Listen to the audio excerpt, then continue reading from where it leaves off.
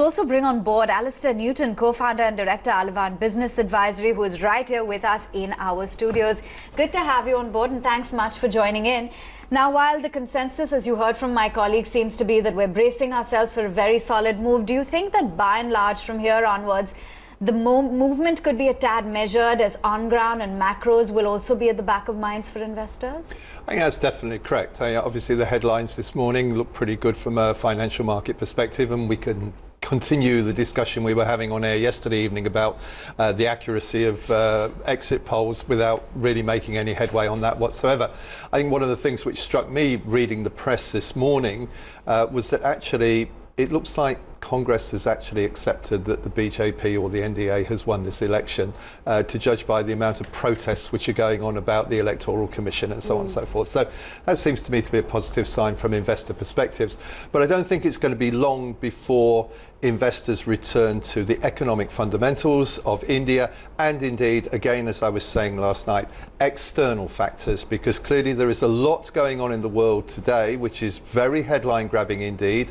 US-China was grabbing the headlines most of last week. This week it looks like it's going to be US-Iran, with Donald Trump uttering blood-curdling threats again yesterday against Iran, very much an echo of what he was saying about North Korea only 18 months ago, but sufficient together with what we saw at the OPEC ministers meeting yesterday to push oil prices up again, and clearly that has an impact on sentiment over prospects for India, perhaps even more than US-China. So I don't think it's going to take long for fund managers to go back to looking at numbers which are not poll related numbers but are actually economic numbers, oil price, global growth prospects and so on and so forth. So how much could US and Iran situation now, which seems to be fresh on the board really, how much could that escalate? Because time and again, you know that is Trump's style. He's going to wake up one morning, spread venom, it'll all be through a tweet.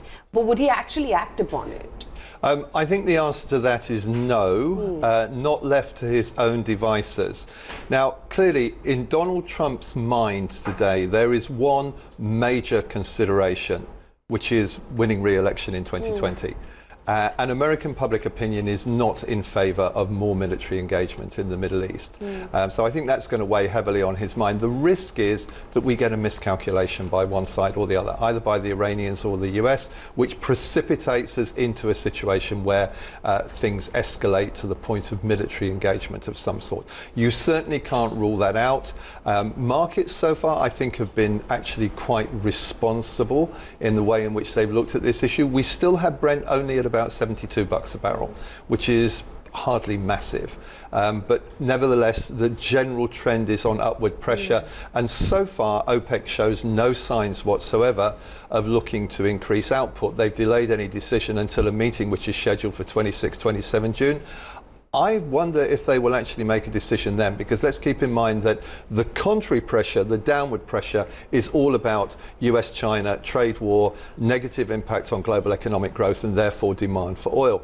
And it doesn't look like Donald Trump and Xi Jinping are going to meet until the day after that OPEC meeting is scheduled in the margins of the G20 summit in Japan. So I think at the moment oil very much in the balance, and markets, as I say, behaving sensibly.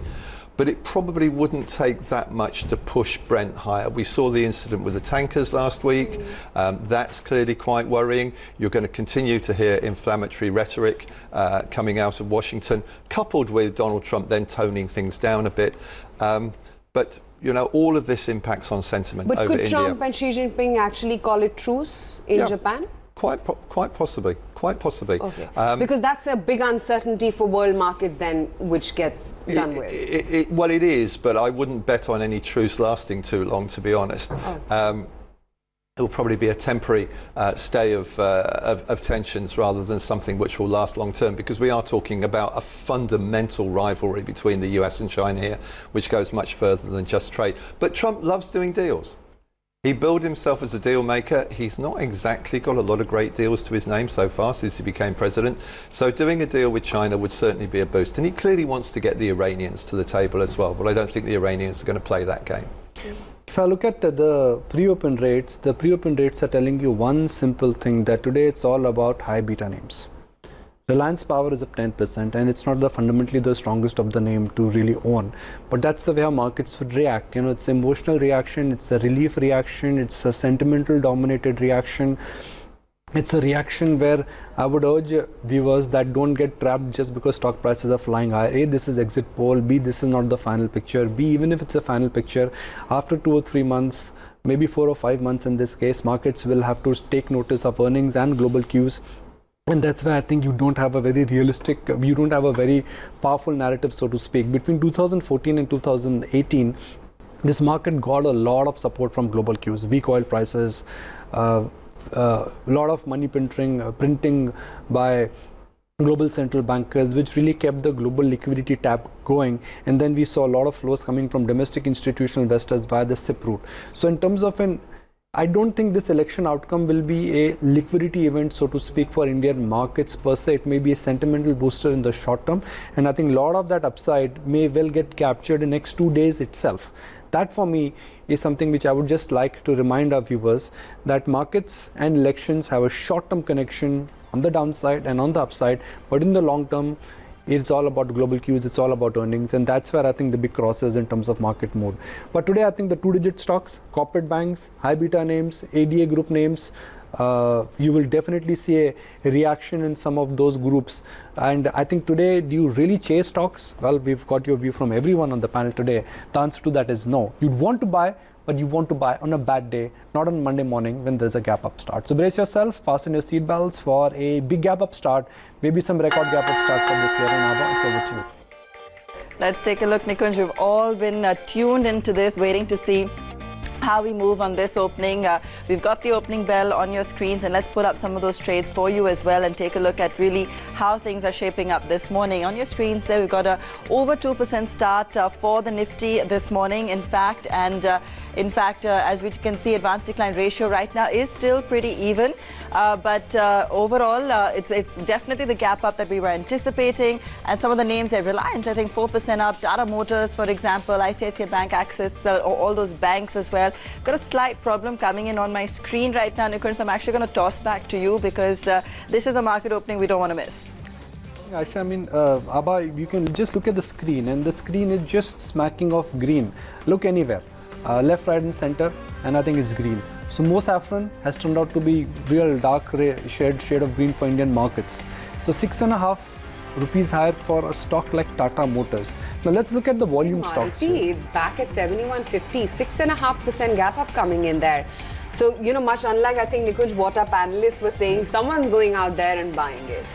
Aisha, these are short sellers who would be out to protect Maybe, their perhaps, positions, because the market was light. Remember, in 2014, when even though NDA1 came to power, the market did not rally for next 4 or 5 days. Why? Because the market had run up significantly in the run up to the election.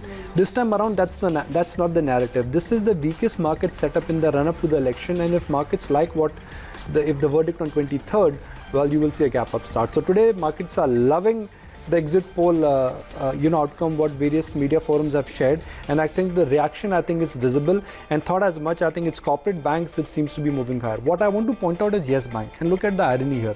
It's a stock which is beaten down, it's a stock where valuations are attractive, but it's a stock nobody wants to buy on a morning like this, because after a gap up start, that also seems to be reversing. So it's not that everything is flying high, but the heavyweights are really holding on. I mean, Reliance 4% higher. When did we see that? ICICI Bank, Bajaj Finance was up 10% last week. So I think it's all about corporate banks, cement, and about autos. You know, blue chips, SBI, there's L&T, SBI is up 4.5%, Reliance Industries Futures up 4.5%, L&T is up roughly about 5%, Maruti holding up 6%, and look at the Adani group of names. Adani Enterprises up 10.6% right now. You've got M&M Finance, you've got R Power, you've got Reliance Infra, you've got Suzlon. These are all names which are holding out well. If there's one pocket which I can pinpoint, and that's not looking all that great. That's the defensives. The IT, they are the ones which are actually taking a knock. Nifty IT is down 1.25%. TCS, Infosys, Tech Mahindra, their names which are actually in the red. And then there is a Bajaj Auto and Dr. Reddy's as well, which are also seeing some spots of red, but I think they can be completely ignored today. What's looking good is the market breadth. Only 7 stocks within the Nifty F&O space which are actually holding on to the red.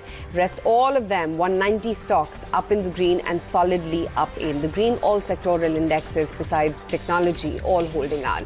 But Alastair, just coming back to the discussion that we were having before the market opened, which I guess has played on expected lines, we were talking about the economic problems, and I recall that for India, the biggest favored bet has been the consumption story, domestic consumption, which is why India would never fail. But that also took a hit in the past few months this time.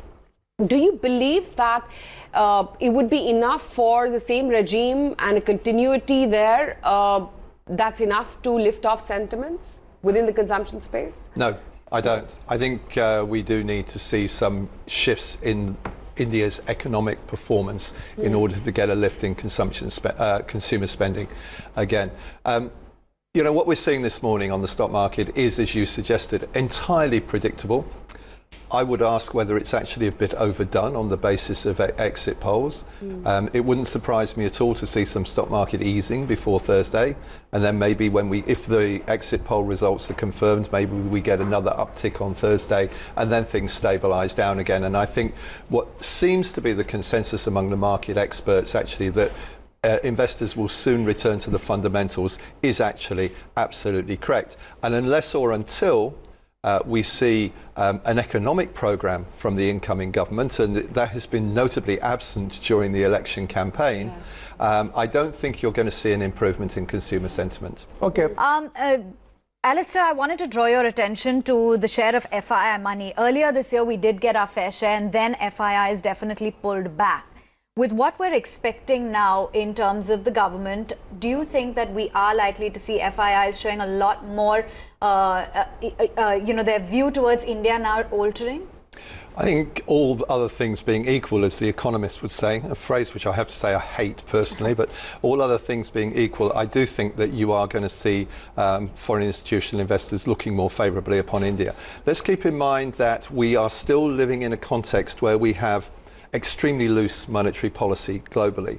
We have a big quest for return on investment out there still, and there are not a lot of great investment opportunities with good yield around worldwide even today, as we are seeing from things like the increase in the US in the modern day equivalent of subprime debt, which is mainly corporate rather than mortgages these days. The quest for yield is still a very real factor out there, and clearly if the prognosis is correct in the exit polls, and if we are going to see a BJP NDA 2.0 government, I do think that investors are going to look at India in a positive sense. Now, that doesn't mean the money is going to roll in. As I said a few moments ago, there are question marks over what exactly the economic priorities of a new Modi government would be. I think basically what Swami said last night is fundamentally correct. I think it's going to be more of the same.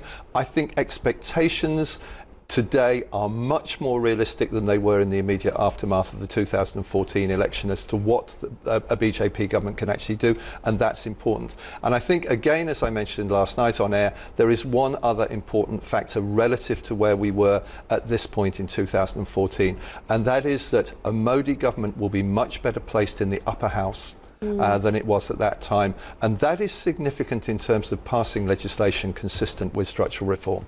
Right, okay, Alastair, great to have you in the studios, and I'm sure over the next few days we will be speaking a lot more with you. Probably to demonstrate we were all wrong last night. Okay, great to have you in the studios as always.